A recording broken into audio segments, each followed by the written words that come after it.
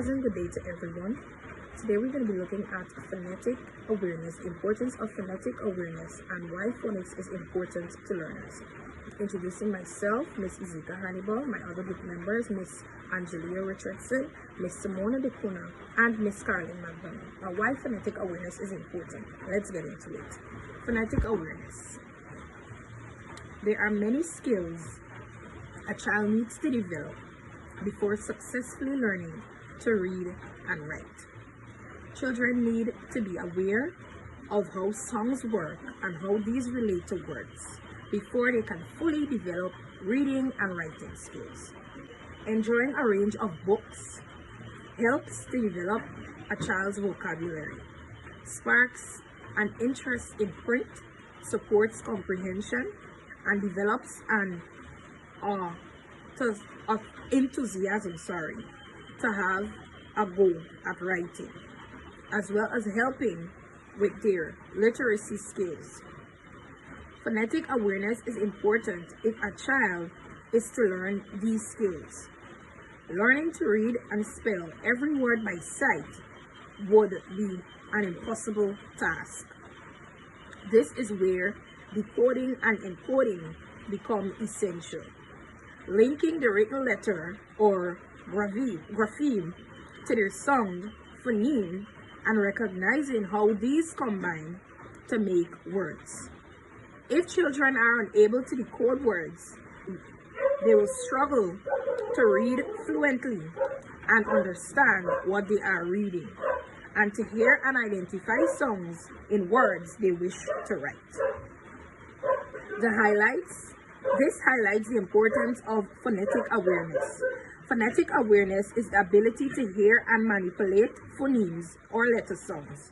Children need to become aware of how the sounds in words work, and this can then help to develop skills like reading and spelling. In this article, we will outline what phonetic awareness is, how it relates to reading and spelling, providing some strategies for teaching, and look at some of the difficulties some children face with phonetic awareness. Phonetic awareness is a subset of phonological awareness and involves identifying and manipulating the individual sounds in words.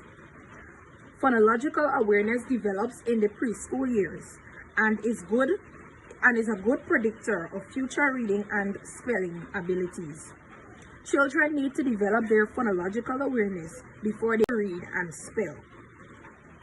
Phonological awareness is the process of working out the sounds within spoken language and includes picking out rhyming words, recognizing alliteration, and counting syllables in a word. Why is it important? Recognizing that words are made up of discrete sounds and that those songs can be changed is essential for success in learning to read and spell. Similarly, understanding the connection that words are made up of phonemes and that phonemes are represented by graphemes is a vital skill for understanding print. Being able to take words apart, put them together again, and adapt them into a new or even a nonsense word is a fundamental skill. The importance of phonics. To read English successfully, children must learn to turn the words they see in a text into sounds and make sense of these sounds. It is important for children to learn letter-sound relationships because English uses letters in the alphabet to represent sounds. Phonics teaches the information to help children learn how to read. Children learn the sounds that each letter makes and how a change in order of letters changes a word's meaning. Now I will be walking you through 2 activities that we can do to promote phonetic awareness and phonics in young learners. Now, we know phonetic awareness is a concept that deals with sounds. It focuses on individual sounds, single sounds in words known as phonemes. So the first activity we'll be doing, the first activity I'll be walking you through is clapping it out. If your child loves to sing, your child loves to be active, then this activity will be just right for them. So clapping it out is where we have the children clap out words, clap out the syllables in words, make the sounds as they clap them out. So it's just a fun singing and clapping game. So not only does it engage the student's mind, it also helps them to be bodily active as well. And so they clap out the syllables of a word, and this will help them to identify sounds. So if the word is elephant and they clap it out, elephant, elephant. So they're making the syllables, they're hearing each letter sound in that word, and so it will help them to be better speakers, better readers, and better writers. The next activity I'm going to be walking you through is a game called Guess That Word. And this is something that I try in my classroom with my students, and I have seen improvements. So let's get into it. Now, this game really hones in on that phoneme awareness, that phonemic single sound awareness. Now, you're going to set up in your class a table, and you're going to put stuff on this table that the children are familiar with. So you can put a ruler, you can put a book, you can put things from their homes. Well, of course you can bring things from their homes, but things in your home that you know that they will be able to identify. And so you lay them out on this table, all right? And you let the children know that you're going to be using snail talk, right? Now, for some students, this can be very, it can affect them somewhat. Some children, they like to be on it, on top of it, in the lesson at all times. So you let them know that you'll be using snail talk. You talk very slow, and what they have to do is guess the name of that object before you finish speaking. So if you have, for example, you have a basket on the table, you have a basket on the table among the objects. So you're going to be saying b, b, a, s, k, e, t. Now, before you finish that last letter sound, someone must be able to guess that word. If not, you move on to the next one and then you come back to it. All right? So you're going to be speaking slowly. Enunciate every letter sound. So, k, a.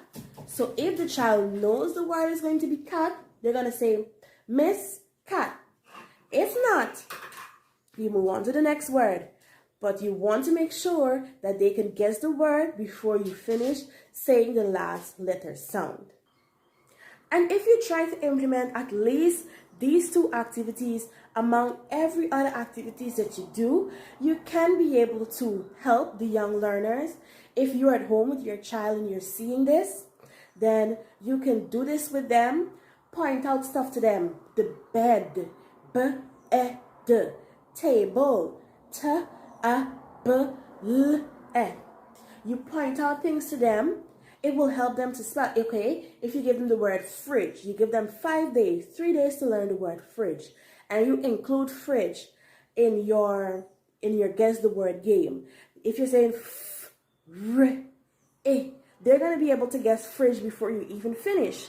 So this will allow them to become better spellers, better readers, because if they see the word and they sound it out, they know that, okay, I know this word. This word is XYZ.